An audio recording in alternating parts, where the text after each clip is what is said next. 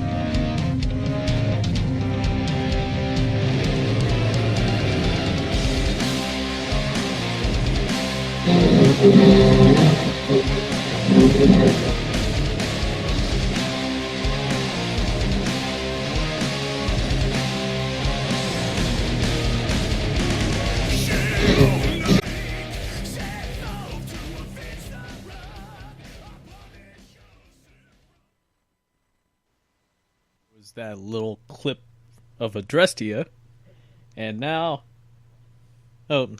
joining me live on Skype, Norman Skinner. Norman, how you doing, man? I am good, brother. Thanks for having me on your podcast, man. Thanks for taking the time out to do this, man. I appreciate it very much. Oh, no worries. But now it's just the fun never ends. I'm still a friend of Nelson, though, right? Oh, yeah. So It's still Nelson and friend. So, from recently, I've seen that you guys Niviane's working on a second album. Yep. How's that going? How's the recording going? And when can we expect a release date from that? Okay, so technically we haven't started the recording. We'll be starting in a couple weeks. So August 5th and 6th, we're in the studio. We're going to be in Oakland, Sharkbite Studios, to track the drums.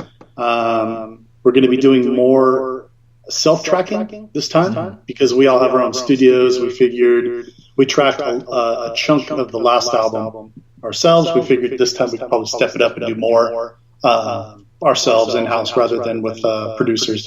So we're going to do the drums, and after that, we're going to move on to rhythm guitars. As far as a timeline goes, we do have an upcoming tour. We're working on video shoots in the fall while we'll be mixing. So it'll definitely be next year, early next year is what we're hoping for. But that's pretty much it's a little vague, but that's about the best I can give you at the time. So. Sounds good. I look forward to it.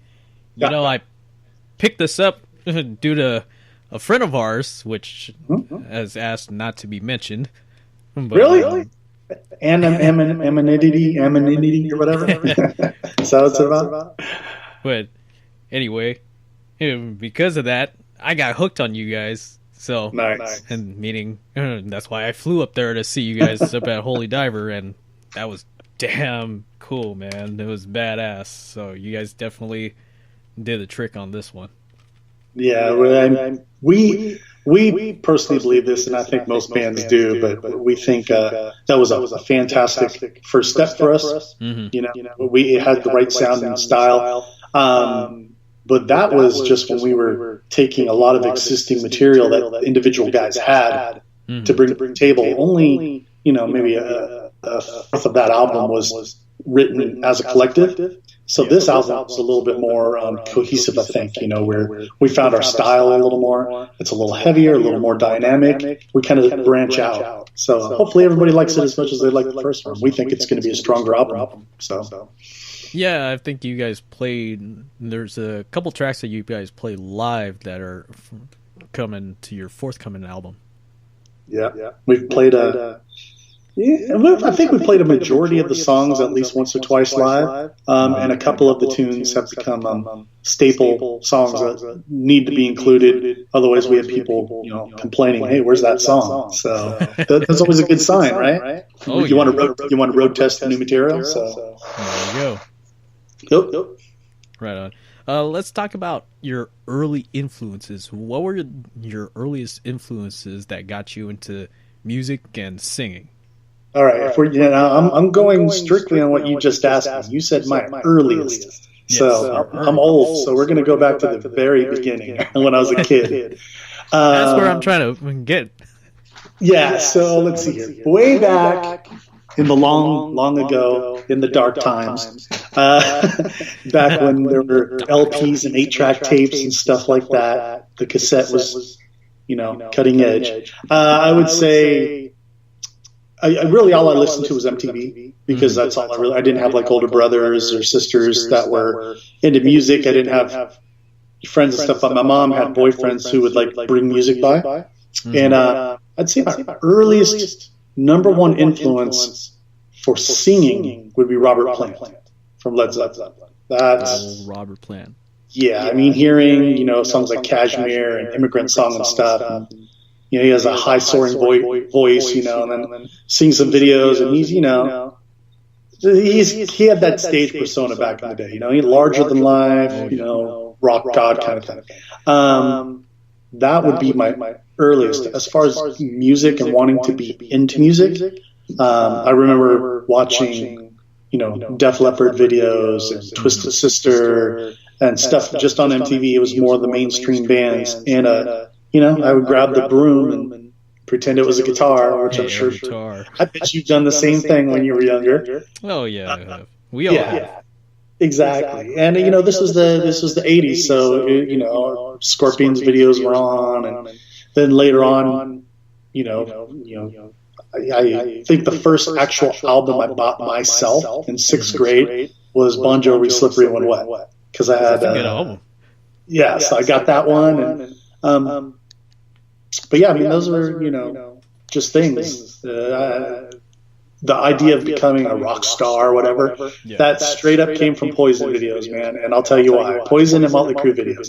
Because I was sitting there and I was becoming a teenager and I liked girls. And these guys seem to get a lot of girls. So I was like, maybe that's the right path. But I actually fell into music by accident. It wasn't until like the summer of my sophomore year that that all happened. So. But as far as influences that just got me into metal and kind of early on heading in that direction, that would be the stuff we just talked about. How old were you when you started your first band or joined your first band? That is a funny story. So I think I was 16, roughly. At the time I had no interest in being in a band. I'll back up just a little bit. So when I was in 7th grade, I did want to play guitar. I asked my parents to buy me a guitar. I was expecting a Marshall Stack, a Flying V and all that. I got a classical nylon string acoustic guitar and a couple teach yourself how to play Mel Bay books. And I think I played around with that thing off and on for 3 weeks to a month. And I was like, man, this is hard. And honestly, I just gave up. I put the thing in a closet and I didn't think about it. Fast forward to my sophomore year in high school. I got a buddy of mine named Craig was hanging out at my house. because our girlfriends knew each other, and they ended up going home, and he was hanging out at my place, and he saw the posters on my wall. I had Metallica and, Def Leppard and stuff up on the wall, and he's like, "Oh, dude, I'm into metal." I'm like, "Oh, right on, man, right?" And we started talking about stuff, and he told me he wanted to play guitar. Well, all of a sudden, I'm the cool guy who has a guitar, right? Of course, I ain't touched the thing. It's been sitting in there collecting dust. I got crap piled on it. I pull it out of the closet, dude. It's got a broken headstock. It's missing bridge supports inside. I mean, the whole thing's messed up. It's got one rusty string. But I gave it to him and told him he could have it. He thought I was just like the coolest guy for that. He started taking lessons from a guy that was a senior, and they started, he started learning how to play, and they were going to do a talent show the next year, junior year of high school. Well, I was like the fifth Beatle, sort of hanging out. I would just be there watching their rehearsals and listen to them jam and stuff. And then they were going to do 2 cover songs for the talent show, which I won't mention just yet. All right. And about 2 to 3 weeks before the show, I get a call from the other guitar player. His name was Ashish. And he says, "Hey, Norm, I need you to sing for our talent show." And I'm like, "What do you mean sing?" I'm like, "The only singing I do is in my underwear in my room, right? Or in the shower or whatever." And they never heard me sing at all, right? But I think just because I was there, and, he was like, "Hey, dude, just do it." So I agreed. We performed the talent show. We did the 2 newest songs of the time. The first one was Enter Sandman by Metallica, and Smells Like Teen Spirit by Nirvana, because those were like the 2 popular songs. I believe we got disqualified for people stage diving and pitting in the school's theater, which I couldn't have it any other way. So awesome. But yeah, man. And then I remember at the end they were just pounding the stage. They're like, "We want more. We want more." Right? So I just kind of caught the bug from there, and I started joining, little, crap bands for a little while, and everybody has that high school circle where you got a group of guys, maybe between 2 or 3 schools, and they all just end up switching bands all the time till something fits, right? I was in that for a brief amount of time, and of course, remind you, I could not sing. I just I happened to be in the right place at the right time. Mm-hmm. I said I would do it, and I wasn't that good. I was not that good, and but everybody needs somebody that was willing to just go out there and put it out there. Yeah. I was that guy in the beginning, and that is how I joined my first band. We were called, and I love this. I didn't come up with the name, but we were called Agony. So it was an acronym, A.G.A.N.Y. misspelled, and it meant ain't got a name yet. That's smart, man. I don't remember which guy came up with that. I want to think it was a she, or maybe Craig, but one of them did. I just like, ooh. So, there you go. Yeah. And then later on, did you take vocal lessons, or? You know what? A lot of people, I get hit up. Mm-hmm. Facebook. Okay. So those people that follow me, my Facebook Messenger, I really want people to just use that for business, because I get so many messages on there. It's either people asking for contacts, asking for advice, etc. I don't know why. Maybe it's because people know I'm business driven. Yeah, I'm not that guy in the band, right? But a lot of times people are asking me for vocal lessons, vocal coaching, stuff like that. First of all, I don't think I'm as good as people say I am. To call it being humble or whatever, I just don't. I think I'm not as good at, but I love the praise. Second, I've only taken a handful of lessons sporadically. Yeah, I took some in the late 90s with a lady who did classical training and I think I only did like 3 sessions. And actually before that, I did like 2 sessions with one of my bandmates' moms, who was a vocal teacher. And then I didn't until maybe 3 years ago. I took one, like a tune-up lesson from one guy, but that's it. Over my entire career, I could count on my 2 hands the number of lessons I've had. So I'm definitely not the guy to teach or pass on the knowledge properly. Although I have done some vocal coaching, and I've tracked a couple people's vocals here and there for them. Right on. But I definitely got better. I know that. I listen to some old stuff. I'm like, no. You're like, this is going into the vault. It's not going anywhere. Right. My buddy Mikey, if anybody knows him, he has the vault of Norman blackmail. And he says that when I die, he's going to make some money off it. I said, if you can, by all means. Well, I remember listening to your vocals when I first listened to the album, and I'm like, he sounds like oh shit, and I lose the name of the vocalist for Iced Earth. Matt Barlow. Matt Barlow, there it is. I had a major brain fart right now. He's definitely he battles for my top two singers. It's him and Russell Allen from Adrenaline. Those two. One's my favorite, the other, and they're back and forth. And Matt, I mean, I consider it a huge compliment. I started getting comparisons a long time ago, and I was like, I'm nowhere near the level he is. But I think we have a similar, Tambour voice and tone. The range is somewhat there. I think he's got more control over his than I do. But to be put in the same, category, I'm like, I'm excited. I just did a guest vocal, which actually I did a while ago, but they just started announcing for the Ben Halcyon Way.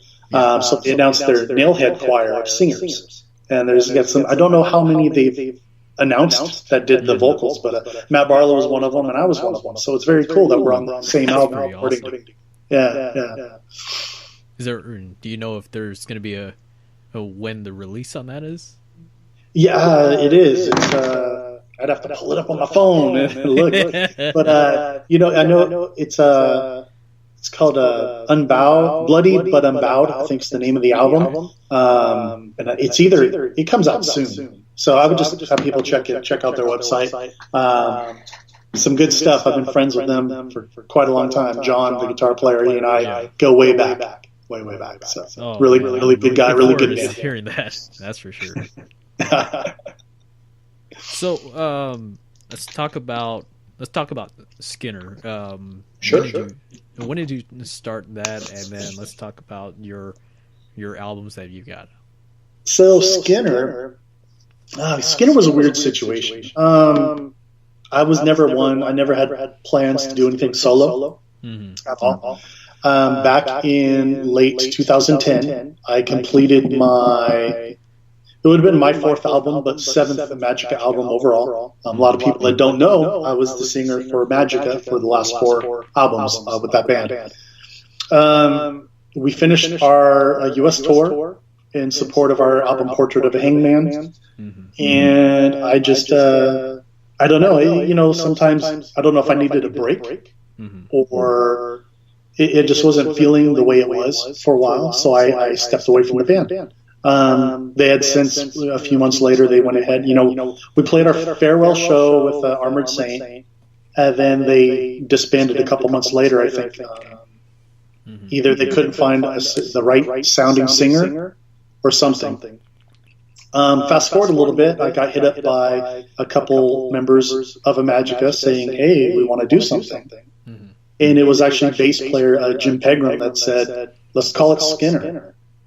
And at first I was like, no, I'm not that narcissistic, man. No. And you know what? They said, no, it sounds cool. It's got a cool name to it, And I was like, well, okay. So at first it really wasn't a solo project. It was a new band, band in the sense just called Skinner.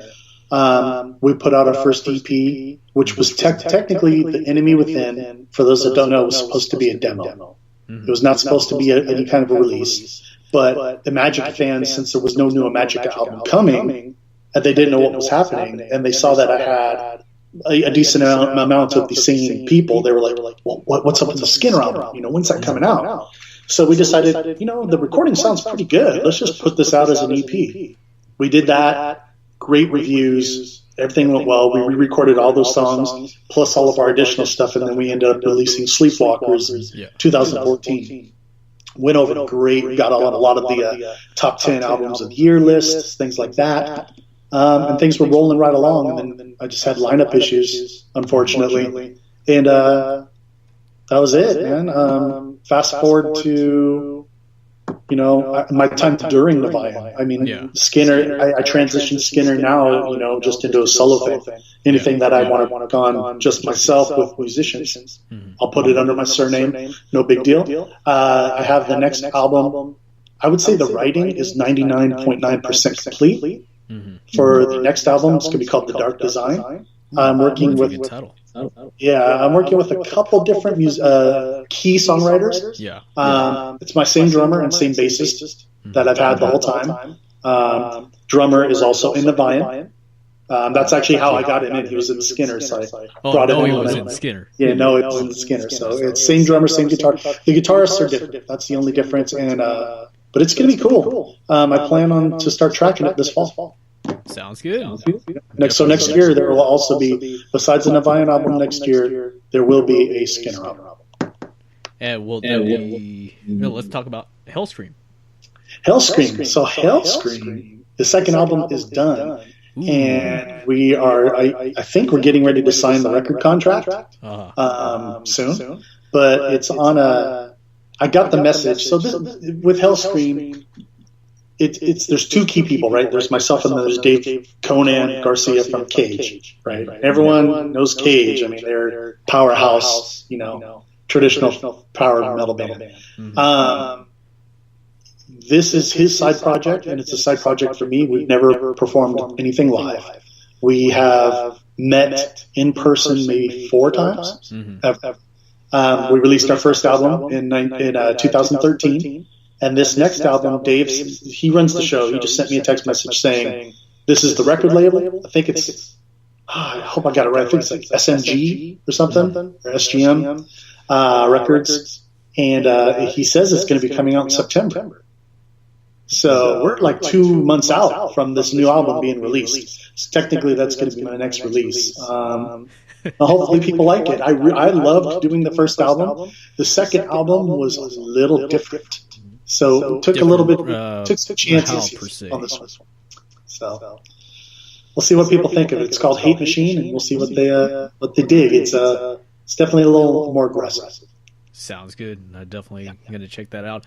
I had a friend of mine actually help me with this next question. Credit goes to that person who wishes to remain anonymous. Elemantis, yes. You guys are putting out your first concept album. Now, how does writing a concept album differ from writing a typical lyrical album? So a concept album is much more involved. What are the challenges, too? Oh, God, there's many so far. This is my first concept album, and I've been asked for years, hey, would you ever do a concept album? And then sometimes even with the Druid King, some people see the title and stuff, and some songs have similar feel. They're like, hey, is this a concept album? I'm like, no, it's not. Every song is a standalone song. So as a lyricist, this is one thing I pride myself on. I think I write great lyrics. That's like, I won't say I think I'm a great singer, but I will say I think I write great lyrics because I take a lot of time to make sure that I tell a good story. And, a lot of people are like, you use some big words and this and stuff. You know what? I want my lyrics to be smart, convey a clear message, and just nothing stupid. You'll never hear me write a song about cruising down the boulevard at 2 a.m. picking up chicks. You're never going to hear that from me. You're not going to hear me singing about the power of steel and riding the mighty dragon. That's not going to happen. I mean, I like power metal with Niviane, but I want the lyrics to, be somewhat dark or convey something or just whatever. But with Elemantis is like my brainchild. Yeah, I wrote the story for our first concept album, and technically I do have a second one that I'm already writing for Elemantis. Each Elemantis album I do is going to be a concept album. Okay. Every single one. Good. So the second story, I have about 75% of the story written, and I have about 50% of the music already kind of in the works. which is funny because the first concept album, I have the whole story written and still only about half of the music. So both albums musically are at the same spot right now. Since the way I'm doing it is I'm having multiple musicians. I'm saying, hey, if you're interested in this album and you want to be part of it, here is the type of feel I'm going for. This is what the song needs, this particular song needs, etc. I'll pull other songs from other bands and I'll say, here's a generic idea of a feel I'm going for. Here are lyrics, And so really they're having to write to a story. They're having to try to capture a feeling that I already want. And that is harder. It'd be much easier if I could play guitar or I could play, but I can't. I just sing and write lyrics. I can program basic drums. I could put a tempo. I can, do things like that. But it's this is the biggest undertaking I've ever taken musically. And the stuff that is done or that's coming together is sounding very good. Mm-hmm. But I don't know how long it's going to take because I need to find the right songs and work with the right musicians. So anyone listening, if you want to take a stab at something, hit me up. It's wide open. I got songs that haven't even been started. So. I am looking forward to this concept album, man. There's a lot of good concept albums out there from a lot of bands. So this one I've been working on. I started it back. It started as a trilogy back in the early 2000s. And then I started flushing it out about 2007. And it's just always been low on the totem pole. I've been busy. And finally I said, you know what, this needs to see the light of day or it never will. So I said, I'm going to make it happen. So the story is solid. Yeah. Just got to make sure the music is as well. Right on, man. Yep. And you've done a lot of touring out of everybody in the band, I would think, correct? Yeah, if we're talking about Niviane, I'm definitely the road veteran, so to speak. I've had a lot of good opportunities. It brings me back. I would say back to teenage years. We're going back then. I remember watching a video interview. It might have been on like MTV News or something back then, but it was with Ozzy Osbourne. I remember watching an interview with Ozzy Osbourne, and he was sitting there and he was hammered and who knows what. And they were asking about his vocals and stuff, and he's like, yeah. He's like, I'm not the bloody best vocalist, right? He's right? Exactly. And I remember when he said that, I'm thinking, well, yeah, you're not one of the best vocalists. But this is something he said that stuck with me. He goes, but I find the best musicians I can surround myself with. So that rang true with me. And during that time, this is when I was bouncing from band to band with high school friends, and I was like, nothing's going to happen with this. So I actually went and looked at Bay Area Music Magazine, where all these bands could post and stuff. Yeah. And I found an ad for this band called Tramontaine. They already had worldwide demos out. They were a good 10 to 15 years older than I was. Mm-hmm. And I was like, I'm going to take a chance. And I went in there, this kid, and I just gave it my all. I think I auditioned for 6 months. Just kept coming back. They never told me if I was in the band or not. They just kept coming back. And you know what? I just knew I had to get away from, if I wanted to do anything, I had to go surround myself with better players and actually take a step forward rather than just kind of hanging out doing what everyone's doing. And even nowadays, I see a lot of bands that are grown adults that are doing the same thing. They're staying local. They're thinking local. They're switching members off locally. Yeah. Oh, there's a national coming through. We need to do everything we can to get out to open up for them, so we can play for our friends that have already seen us and people that aren't going to care. You got to think globally. Yeah. So too many bands, especially there's a lot of talented bands. Oh yeah, definitely. The business sense, and they just play local, and you're just like, dude, you guys could do so much more if you just think bigger. Just branch out and go out. Oh yeah, right? Oh yeah, spread the word. Exactly. PR, baby. PR. Oh, yeah. You gotta. I know I asked you this before, and I think there was a little interview with you about this, and I had tossed this question in. I'm gonna ask this again, so don't mind me. Road stories. Road stories. Oh, I was you that asked the road story question on that one interview? And that's why I asked you again when I saw you last time at Sebastian Bach up north. Right. You know what? There's a lot of road stories. There's certain things you just don't talk about. Funny stuff. But, I mean, there's just the best are there's drunken moments. That one, I remember. Yeah, I'll tell you a couple little stories, real quick ones that are fun. There was one time I was sound checking at a show, and there's the photo press pit area. You know how like you go there and there's a barricade, and then there's that area where the photo pit. Yeah. Right.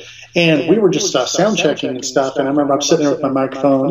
Check. And all the bands and stuff were lined up on the side of the stage, just hanging out and, you know, watching a bunch of kids up there doing their thing. And I didn't know that my back foot was literally on the edge of the stage. And I'm thinking I'm hot shit, you know. You know, whatever. And I go to turn and off the stage, and all I hear. You didn't hit the guardrail, did you? Huh? You didn't hit the guardrail. My ego was hurt more than anything. Yeah, but no major injuries, and everyone's laughing. And you want to hear the story I told him the rice one? Well, you did tell me it in person, but I'd like to hear this one more time. Okay, yeah, this one was great. This is an Imagica tour story. We were not far from home. We were up in Oregon, Eugene, Oregon, and this was our first. We played there a couple times. This was our first time going through. We played a place called the Samurai Duck, and it was. I think it was like a half sushi bar, half like metal club, which was interesting. I don't know how that works, but okay. Right? I remember we played. We were having a killer time. Out of nowhere, during the set, this little Japanese lady comes kind of barreling through the audience with two big pitchers of beer. Right? And she puts them on the stage, and I'm just thinking, I like this place. This is cool, right? So we rocked the house. Her son was the bartender, I think, and they closed the place down. He's like, "Hey, my mom, she doesn't speak English, but she wants you to stay afterwards with us." So we said, "Sure." We signed a picture for over the bar, etc. Well, anyway, he pulls out a bunch of little glasses. They weren't like shot glasses. They were something like these little special glasses, and pours us all like these little shots, and it was clear liquid. So, we take a shot, and it was smooth, it tastes good. And we took another one. And I remember I think it was my drummer.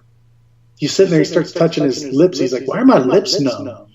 And the guy proceeds to pull out from under the bar this huge, like, mason jar, gigantic, like, mason jar, full of rice wine with a poisonous asp fermenting in it.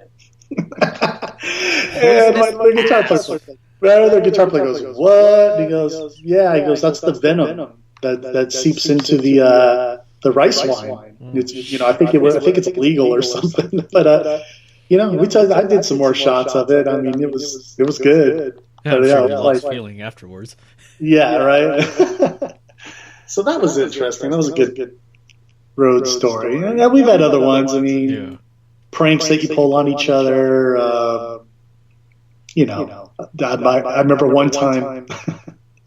I was sharing a bed with my drummer. We were in Coeur d'Alene, Idaho, and a lot of people don't know this, but on tour I don't drink because the night after night of singing, I have to keep my voice healthy. Oh yeah. I only drink at the last show. So anyway, we were in Coeur d'Alene, Idaho. It was a night off. The whole band is just partying. We got two beds, so I'm asleep on my side. And this is video, right? Huh? Is this picture like video? Pure audio. Just pure audio. They can't see it. But I'm asleep on my side. All of a sudden, about like 3 a.m., I feel this hand just caressing my stomach and my side. And I kind of open my eyes, like, what the? I kind of turn over, and there's my drummer, eyes closed, half asleep going in for the kill, man. He had the tongue ready. He was coming to French me, dude. And I'm like, what are you doing? And he sits up straight. His eyes are still closed, and he looks just confused as hell. And then he looks sad and disappointed. And then he turned over and went back to sleep. But dude, I was wide awake, man. I couldn't go to sleep for a while. God, I bet you were like, son of a. I told him the next morning. He's all, dude. He goes, I probably thought you were my wife, man. I was going to give you the full on chug. Oh man, that's but yeah, there's a lot of road stories. Oh man, that's funny. I'll tell you some other ones in person sometime for sure. Sounds good. Next time I see you guys, hopefully you guys come out to LA soon. I know you guys are on the road, but there's no LA date that you guys are playing. But we're not on that particular leg. The only two Niviane tours we've done. Both of them just haven't done Southern Cal. We did do one show booking ourselves down there in Tarzana. Oh, Tarzana, yeah. Tarzana, and it was a horrible show. No turnout. And it was badly promoted. Everything was just. Do you remember the venue that it was at? Yeah, I can look it up real quick. But it was they just changed the name that night. I wonder if it was Paladinos to Theory. Yes. Okay. Yes, exactly. I've been there. And the guy, us being every band was different. There was like no other metal band except for us. Some cover bands with like 80s pop and just weird things. And they ended up putting us on as the headliner at like midnight. But no one count bad and everything. It just was bad. It was bad. And we left there pretty like mad about the whole thing. So man. Live and learn. I'm sure we'll be down there. Oh, no. Well, even if you guys don't come out here, it's an excuse for me to fly up there to see the show at Holy Diver. Oh, sure. Or Ace of Spades, you know? Right? So there you go. Either one. It's a better vibe. I like the vibe up there a whole lot better anyway. Yeah, when I came to Sacramento, I was hearing from people, the sax scene's not that good, and blah, blah, blah. And then I came up here, and it seems damn fine to me. I see people turn out to the shows, and they support, and buy stuff, and they're all cool. So yeah. I don't know what shows those people have been going to, but it seems good to me. Doesn't sound like the same type of shows that they've been going to, which is right. Weird. Yeah, right. They've been going to something. They've been going to something. Yeah, that's right. So now we can. I made it to the mark that I wanted to, and the rest of it is on our favorite topic, pro wrestling. Oh, wrestling. Okay. Why? All right. So I remember you telling me you're a big Bret the Hitman Hart fan. I am. I just saw that documentary that came out, Thursday in the movie theaters, 350 Days? Oh, yeah. You know what? I wanted to see that. And I didn't know about it till today, and it's like one day only in the theaters. I'm like, well, how am I going to get to watch this? They're going to do it again. So I'm trying to figure out how I can see it if it'll be picked up on something online, because I want to watch it, because the Hitman's one of the main guys. Yeah. I watched the trailer. It's got like Greg the Hammer, and it's got Doink the Clown. Oh man, I saw that lineup of like, damn, if I didn't have a podcast to do, I would have been all over that. Right. But yeah, I am the Hitman. Bret the Hitman Hart is definitely my all-time favorite wrestler. Yes, I'll keep you informed when they redo it again, because Fathom Events is known to re-release it for demand. Yeah, I want to check it out. So do I. So the best there is, the best there was, the best there ever will be. The excellence of execution. What was your favorite matches of Bret Hart? I liked his match against Mr. Perfect. I think they had a really good match back in the day. Him and Kurt Hennig. And him and Shawn Michaels had some good battles, actually. Oh, yeah. Leading up to the Montreal Screwjob. Yeah. But, those were some of the better ones I liked from him that were solo, not tag team with the Anvil. So. I remember him and Bulldog had a good match later on. That wasn't too bad, which was kind of good seeing like family members, even by marriage, kind of going at it. So I remember watching this this segment. It was Bret calling out Michaels, and you had Hunter and China, and what was it? Oh, Rude. Rude was in this setting. And that was when he called them a bunch of degenerates, and that's how DX got their name. That was on like a Monday. It's like a Raw's War or something. That Monday Night Wars, man, between WCW and the WWE. The Attitude Era was born. Did you ever see that? Were you ever big on Mad TV at all? Yeah, I actually. So I remember growing up, I watched a lot of Living Color, and then Mad TV came a little later, and I watched some of it. I do remember. Do you remember? Okay, so there's this skit that they do on Mad TV. It was Will Sasso as Jesse the Body Ventura, and you had Bret the Hitman Hart as he was supposed to be Lieutenant Governor.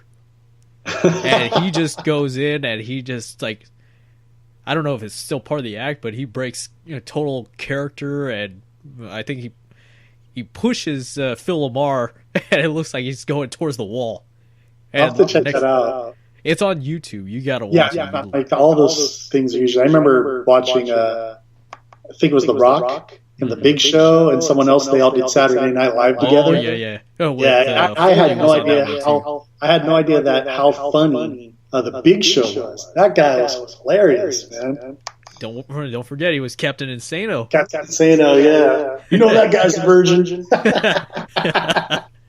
Powerbomb. Compliment to Captain Insano. Good old Big Show. What would Captain Insano do? Poke in the eye.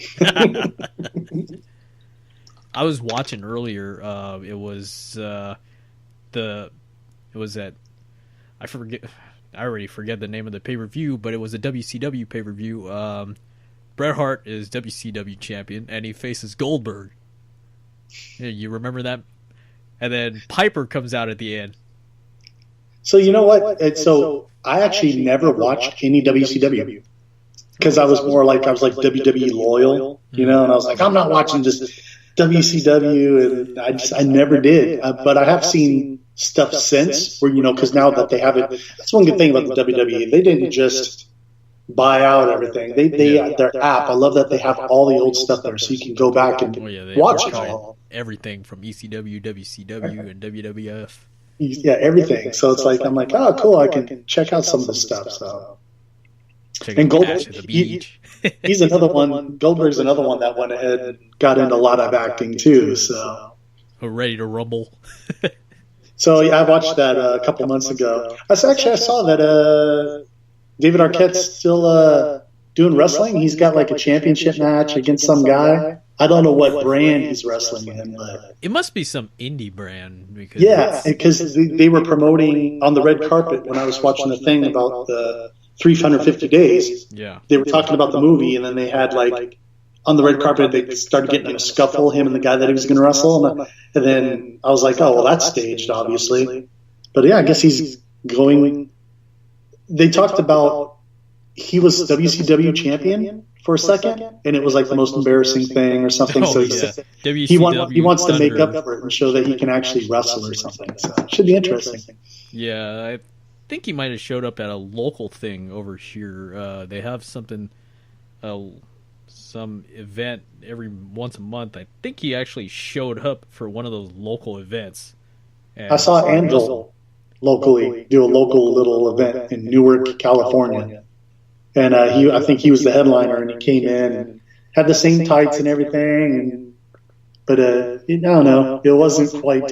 He wasn't quite where he once was. So. Oh, it was Championship Wrestling from Hollywood that they shoot in Oceanside every Sunday, I believe, and that's when he decided to show up. David Arquette, anyway. I wonder if that's the. I wonder if maybe that there's a parent company and that's what he's wrestling under or something. Former WCW heavyweight champion jumped into the ring at Championship Wrestling from Hollywood's Peter and Ray's surprise birthday party. Spectacular and rock this monster. 46-year-old jumped off the top ropes, threw a haymaker at one, kicked another one in the groin, and got them both at the same time with Stone Cold's signature move. Double stunner. At least he's having fun. Yeah, he will bust you. Oh yeah, the king. Crown him. Crown us. Crown us. Do you have any other favorite wrestlers aside from? Growing up, there was a lot of favorites. The Ultimate Warrior was just cool because he was just that big, massive dude running out all crazy. I used to love him. Early on, I liked Steamboat, Ricky the Dragon, because he was a technician. I really liked that. And then moving on, I mean, there was a lot of people that were good, you know, that I was like, oh yeah, this guy's good, and I like them and all. But as far as favorites, Shawn Michaels was definitely a favorite. He would do a lot of stuff. Newer wrestlers, so my daughter watches the wrestling, obviously. Yeah. I sound old. My daughter watches the wrestling. So she watches the WWE, and she's excited, I guess, because tomorrow's Extreme Rules pay-per-view. Yeah. But so I watch here and there. I'm very busy, so I don't really have time to sit down and watch like Raw and SmackDown. But I'll pass by, and she'll fill me in on little things. But I've seen a couple wrestlers here and there. I definitely like the Finn Balor. That dude. Oh yeah. He looks like he's got some moves. AJ Styles dude looks really good. That dude can do some crazy stuff, and that Braun Strowman guy is just scary. He's actually pretty cool in person, from what I've heard. I follow the guy on Instagram, so.